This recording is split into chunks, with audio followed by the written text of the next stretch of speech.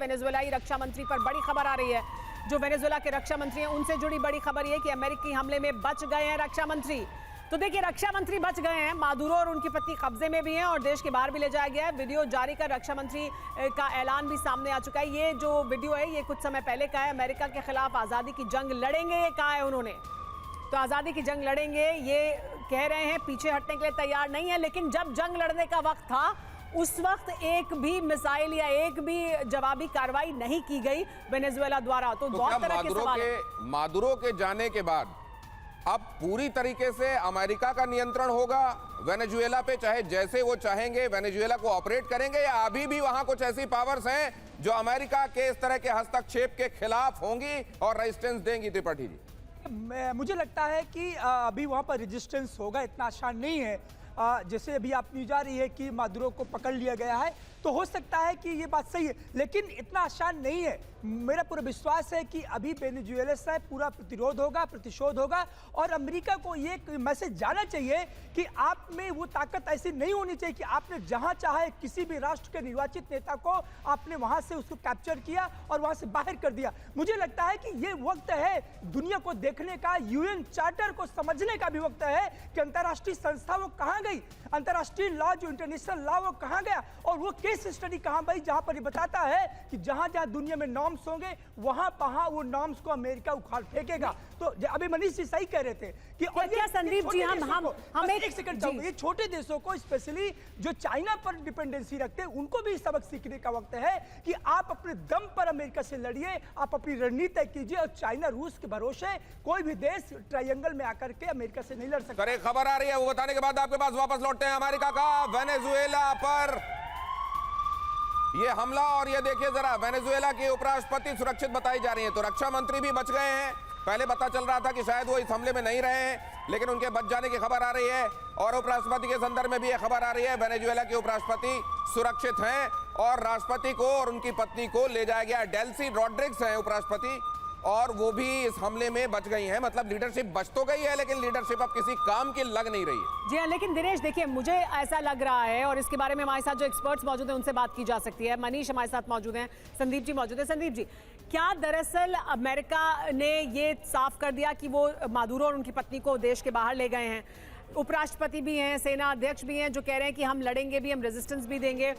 तो क्या दरअसल वहां पर अब अमेरिका ने अपना मैसेज तो क्लियर कर ही दिया है, अब वो सत्ता पर बाहर से कंट्रोल करेंगे और अपना कब्जा रखेंगे, क्या ये होगा अब? देखिए, वेनेजुएला के एक विपक्ष के नेता हैं जुआन ग्वाइडो, जो मियामी फ्लोरिडा शहर में समय है। मुझे लगता है अमेरिका वहां से उनको वहां पर शिफ्ट करेगा, और उनके अनुसार अमेरिका जो है वेनेजुएला पर अपनी सत्ता को, और स्पेशली जो उसका उद्देश्य है वहां के ऑयल पर कंट्रोल करना। जी, और ये हम इस वक्त दिखा रहे हैं वेनेजुएला के रक्षा मंत्री को भी, जो बच गए हैं, जिनकी तस्वीरें अब सामने आ चुकी हैं, जिनका स्टेटमेंट सामने आ चुका है, जिसमें उन्होंने कहा है कि हम जवाबी हमला करेंगे, हम रेजिस्टेंस करेंगे, हम अमेरिका को जवाब देंगे। तो क्या अमेरिका के लिए सब कुछ उतना आसान नहीं होगा?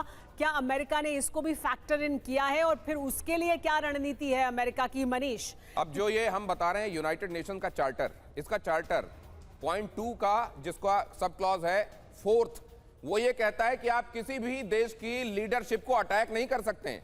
आप अगर सेल्फ डिफेंस में ये कर रहे हैं तो ठीक है, लेकिन आप किसी देश में जाकर वहां की लीडरशिप को अटैक करके इस तरीके से हाईजैक करके नहीं ले जा सकते जैसा आप ले गए।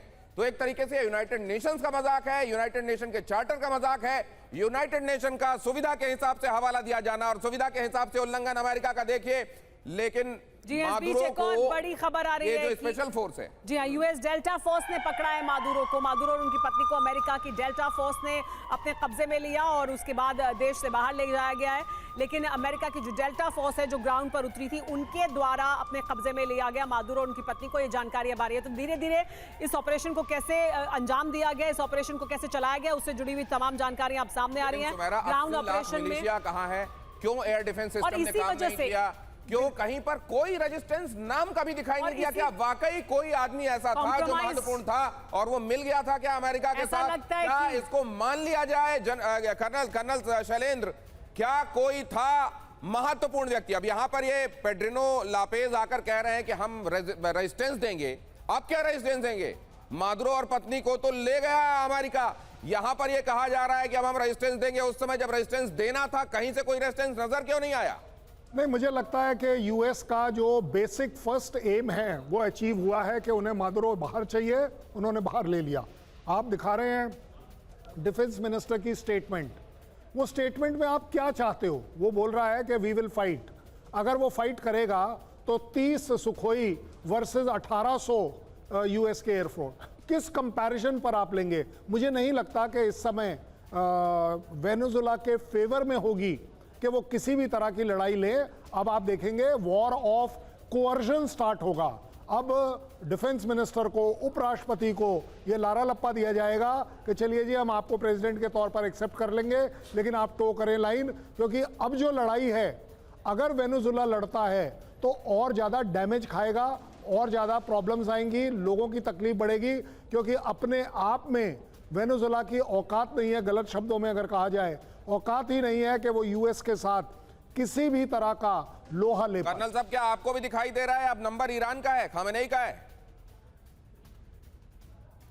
कर्नल शैलेंद्र, क्या आपको भी खामेनेई नेक्स्ट लग रहे हैं क्या? नहीं, देखिए, जहां तक खमेनी की बात करेंगे ना, तो वहां एक अलग ही सिचुएशन है। जो यूएस ने ईरान में कर रखा है, वो अगर वही एनालॉजी लगाई जाए कि चलिए जी आपने बोल दिया कि अगर किसी भी तरह से लोगों के ऊपर अत्याचार होगा, अत्याचार तो पाकिस्तान में भी हो रहा है, अत्याचार तो बांग्लादेश में भी हो रहा है, आपका स्टैंड क्या है? क्या आपका मॉरल स्टैंड है? क्या यूनाइटेड नेशन का मॉरल मॉरल्स स्टैंड की तो है? बात ही नहीं रह गई ना शैलेंद्र जी। मॉरल्स की हम बात कर ही क्यों रहे हैं? अमेरिका अपने हित को देखेगा, और अमेरिका के हित में अगर होगा कि ईरान पर वो इस तरह का अटैक करे और वहां पर लीडरशिप चेंज वो चाहता है, बहुत लंबे समय से इजराइल चाहता है, तो वो अगला टारगेट उनका होगा। क्या वो अगला टारगेट है या नहीं? क्या उस हद तक जाएगा या नहीं अमेरिका? ये है सवाल। मॉरल्स की तो हमें बात करनी नहीं चाहिए। नहीं, मुझे लगता है कि अगर ये आप बात कर रहे हैं ना मॉरल्स की कि किसका हित में है या नहीं, तो फिर आपको तो हर उस कंट्री के साथ खड़ा होना चाहिए जो अपने हित में बात कर रहा है। इंडिया तो आपके लिए पूरी दुनिया में हित के बात कर रहा है कि भाई साहब टेररिज्म नहीं होनी चाहिए, और जहां भी टेररिज्म हो उसे खत्म किया जाना चाहिए। जी, आप बताइए। मनीष भी हमारे साथ बने हुए। मनीष का रुख कर लेते हैं। मनीष, आपका ये कहना कि देखिए इसके बाद ईरान एक अहम टारगेट हो सकता है। हम क्योंकि लगातार ये बात कर भी रहे थे पिछले काफी समय से कि नए साल में क्या शांति होगी, और जिसका जिक्र दिनेश भी कर रहे थे कि आपसे भी उनकी ये चर्चा हुई और लगातार ये चर्चा भी थी कि शांति होगी या और युद्ध की तरफ दुनिया आगे बढ़ेगी। देखिए यूक्रेन और रूस का युद्ध कहीं खत्म होता हुआ दिखाई नहीं दे रहा है, नेटो वर्सेस रूस जैसे हालात बन रहे हैं। अब ये जो हालात हैं वेनेजुएला के साथ अमेरिका के बन चुके हैं। ईरान को, भी तो है, चाइना ताइवान, और अमेरिका धमकी दे चुका है ईरान को इसी तरह की, जैसे वो मादुरो को दे रहे थे कि देखिए अगर आपने ये किया तो हम आएंगे और हम बदला लेंगे और हम आप पर आकर अटैक करेंगे। तो क्या वही अगला फ्रंट होगा ईरान, और क्या कुछ और दुनिया में होगा? बिल्कुल, देखिए शांति की तो बात ही मत करिए, अभी तो शांति के लिए आप सोचिए भी मत, बल्कि शांति के नाम पर बस ओम शांति ही करने में फायदा है, क्योंकि अभी लगातार अलग अलग फ्रंट आपको दिखेंगे। आज मादुरो का फ्रंट आपको खत्म होता हुआ दिख रहा है, और अगला नंबर अब ईरान के सुप्रीम लीडर का है, और उसके लिए व्हाइट हाउस ने आज सुबह से ही बयानबाजी शुरू कर दी है। देखिए 7वां दिन आज है ईरान में विरोध प्रदर्शन का, और मादुरो के एक बार कैप्चर किए हुए वीडियो जैसे ही सार्वजनिक होंगे उसके बाद ईरान में विद्रोह और ज्यादा फैल जाएगा। लेकिन मनीष एक बात, मान लीजिए ये होगा, मान लीजिए वहां पे जो अपराइजिंग है उसको और एक तरीके से उम्मीद जाग जाएगी कि देखिए मादुरो अगर हो सकते हैं तो ये भी हट सकते हैं यहां से,